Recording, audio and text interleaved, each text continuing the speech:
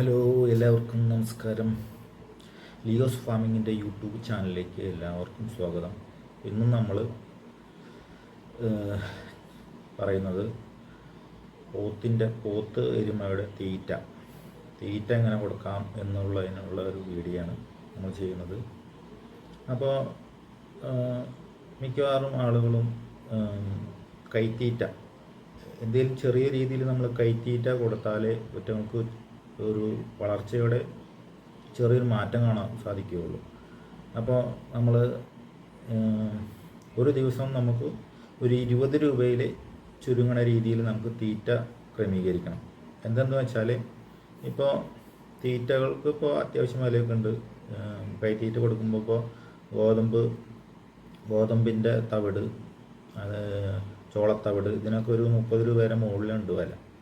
ഇപ്പോൾ എല്ലാ സ്ഥലത്തും ഒരു വില ആവണമെന്നില്ല വില, ഓരോ സ്ഥലങ്ങളിൽ ചില വ്യത്യാസങ്ങളൊക്കെ വരാം. അപ്പോൾ നിങ്ങളുടെ ഭാഗത്ത് എന്താണ് ഇപ്പോൾ ചെറിയ രീതിയിൽ നമുക്കധികം മുതൽ മുടക്കില്ലാണ്ട് കിട്ടണ തീറ്റ, അപ്പോൾ അത് വാങ്ങിച്ചിട്ട് നമ്മളൊരു 20 രൂപയുടെ ചോടെ നിൽക്കണം ഒരു ദിവസത്തെ തീറ്റ ചിലവ്. എന്നാലും നമുക്കതിൽ ലാഭം ഉണ്ടാവുള്ളൂ. കൂടുതൽ തീറ്റ കൊടുത്തിട്ട് നമ്മൾ വളർത്തിയിട്ട് യാതൊരു കാര്യമില്ല. കൂടുതൽ തീറ്റ കൊടുത്ത് വളർത്തുന്ന ആൾക്കാരുണ്ട് ഇതിൽ. അവർ ഒന്നുകൂടി ഫാസ്റ്റായിട്ട് ഇതിനെ ഗ്രോത്ത് വരുത്താൻ വേണ്ടി ചെയ്യുന്നതാണ്. അപ്പോൾ അതിനോട് എനിക്ക് വലിയ താല്പര്യമൊന്നുമില്ല. പിന്നെ നമുക്ക് പുളിയങ്കുരുപ്പൊടി കിട്ടും. ഈ പുളിയങ്കുരുപ്പൊടി ഇത് വേവിച്ച് കൊടുക്കണം. അതിലിപ്പോൾ കുറേ കെമിക്കലൊക്കെ വരുന്നുണ്ട്, മണ്ണ് അങ്ങനെയൊക്കെ മിക്സ് ചെയ്തിട്ട് വരുന്നത്. നമുക്ക് ഇത് പൊടിച്ചിട്ടാണ് കിട്ടുന്നത്. അപ്പോൾ ഇതിൽ കെമിക്കൽ കൂടുതലായിട്ട് വരാൻ ചാൻസ് ഉണ്ട്. പിന്നെ നമുക്ക് പുളിയങ്കുരു മാത്രമായിട്ട് നമുക്കിത് വാങ്ങിക്കാൻ കിട്ടും. അത് എല്ലായിടത്തും അവൈലബിൾ ആണോയെന്ന് എനിക്കറിയില്ല. അത് വാങ്ങിച്ച് പൊടിച്ചിട്ട് കൊടുക്കുകയാണെങ്കിൽ ഒന്നുകൂടി നല്ലതാണത്. പിന്നെ ഗോതമ്പ് പൊടി, അത് നല്ലതാണ്. ഇത് ഹരിയാനയിൽ മെയിനായിട്ട് ഇതിൻ്റെ ഗോതമ്പിൻ്റെ മൈക്കോലാണ് പറ്റി നമുക്ക് തീറ്റ കൊടുക്കുന്നത്. അപ്പോൾ ഗോതമ്പിനോട് പ്രത്യേക ഒരു താല്പര്യം ഉണ്ടാവും അവർക്ക്. വന്നപ്പോൾ തന്നെ ഗോതമ്പിൻ്റെ പൊടി എന്തെങ്കിലും കൊടുത്ത് നന്നായിട്ട് കഴിക്കും അവർ. അപ്പോൾ തീറ്റ കൊടുക്കുമ്പോൾ അങ്ങനെയാണ് കൊടുക്കേണ്ടത്. പിന്നെ അത് പുളിങ്കുരുപ്പൊടി നന്നായി വേവിച്ചിട്ട് കൊടുക്കേണ്ടി വരും. വേറെ എന്തെങ്കിലും ഗോതമ്പിൻ്റെ തവിടുണ്ടെങ്കിൽ അതൊക്കെ നമുക്ക് മിക്സ് ആക്കിയിട്ട് അതിൽ വേവിച്ച് കൊടുക്കാം. അതൊരു കുഴമ്പ് രൂപത്തിലാക്കിയിട്ടാണ് കൊടുക്കേണ്ടത്. തീരെ കാടിവെള്ളം പോലെ കൊടുക്കരുത് ഒരിക്കലും. എല്ലാവരും ചെയ്യുന്നത് അതാണ്. വെള്ളത്തിലൂടെ തന്നെ കാലിത്തീറ്റ ഇട്ട് കൊടുക്കും. അപ്പോൾ അങ്ങനെ വരുമ്പോൾ അതിൻ്റെ ദേഹത്ത് പിടിക്കാണ്ട് വരും. അതാണ് നമ്മൾ ശ്രദ്ധിക്കേണ്ടത്.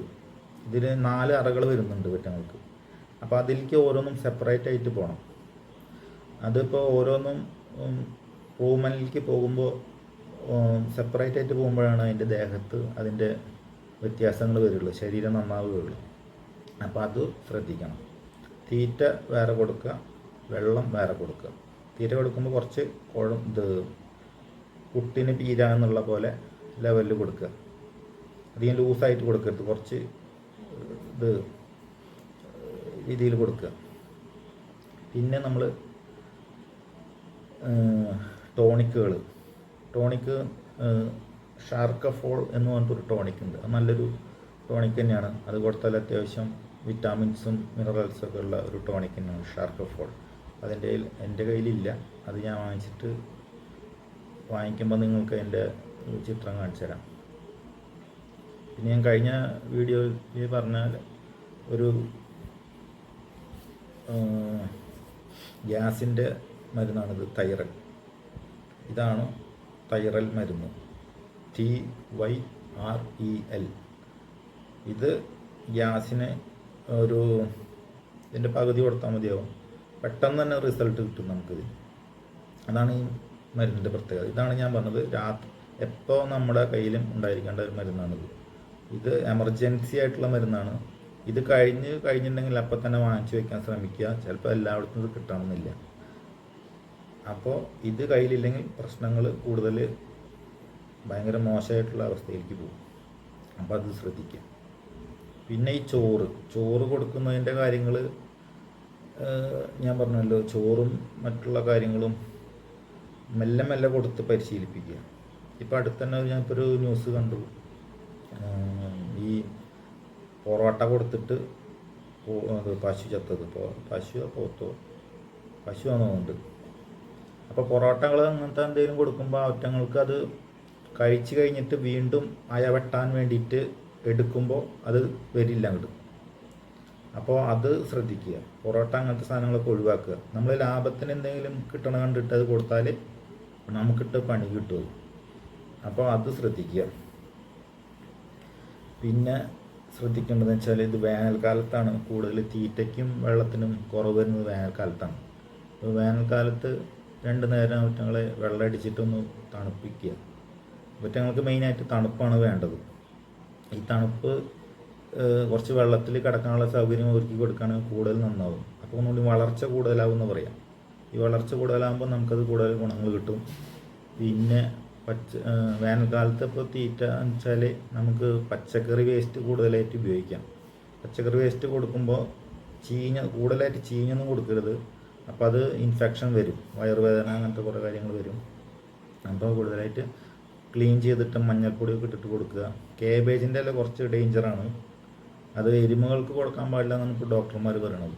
കൂടുതലായിട്ട് കെമിക്കൽ അടിച്ചിട്ടാണ് ഈ അങ്ങനത്തെ ഇലവർഗ്ഗങ്ങൾ കൂടുതൽ വരുന്നത്. ഏറ്റവും കൂടുതൽ കെമിക്കൽ അടിച്ച് വരുന്നത് ഈ കോളിഫ്ലവറിൽ അതിൻ്റെ ഇലയിലാണ് കൂടുതലായിട്ട് വേസ്റ്റ് ഇത് കെമിക്കൽ അടിച്ച് വരുന്നത് നാശമാണ്ടിരിക്കാനായിട്ട്. അപ്പോൾ പിന്നെ കരിമ്പിൻ ചണ്ടി കിട്ടും. കരിമ്പിൻ ചണ്ടി അതൊക്കെ ചെറിയ രീതിയിൽ കൊടുത്തിട്ട് വേറൊരു കൂടുതൽ അളവിലേക്ക് മാറാം. പിന്നെ നമുക്ക് വെറ്റങ്ങൾക്ക് ശരീരത്തിൽ ഭയങ്കര ചൂടുണ്ടാവും.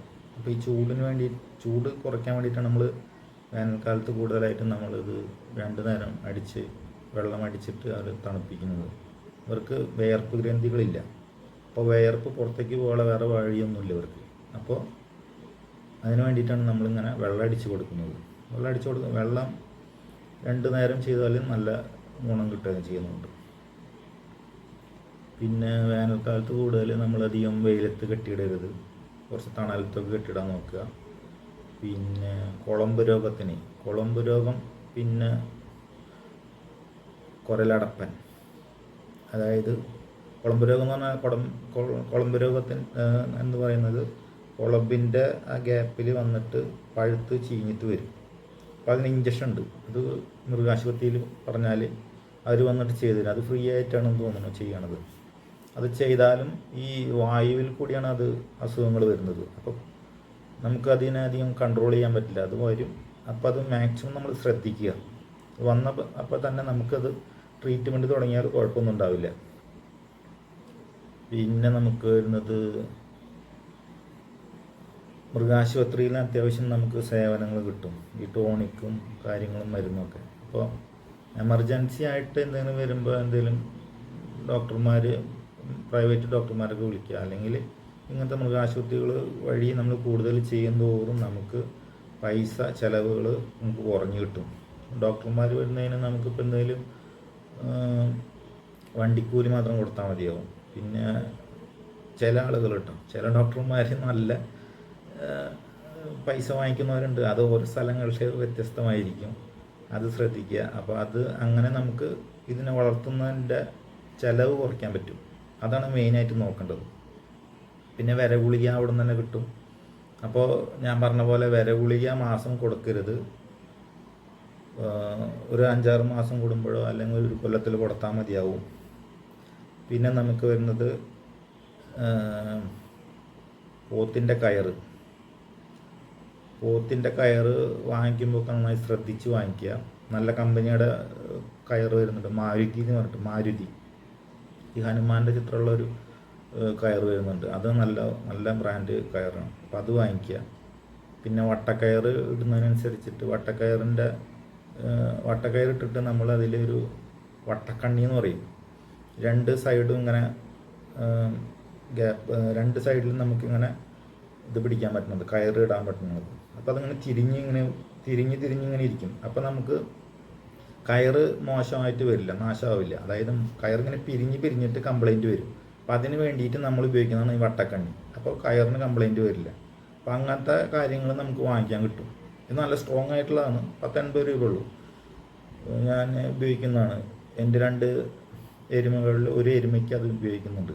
അപ്പോൾ അതിൻ്റെ വീഡിയോ ഒക്കെ ഞാൻ ഇട്ടുതരാം. അപ്പോൾ അങ്ങനത്തെ കാര്യങ്ങൾ ശ്രദ്ധിക്കുക. പിന്നെ പോത്തിൻ്റെ ഈ ഞാൻ മുന്നത്തെ വീഡിയോയിൽ ഒരു കാര്യം പറയാൻ മറന്നുപോയി. ഇപ്പോൾ ഏറ്റവും നല്ല വളർച്ച കൂടിയ പോത്തിൻ്റെ നമ്മൾ നോക്കണ ഒരു കാര്യം പറഞ്ഞിട്ടുണ്ടായിരുന്നു.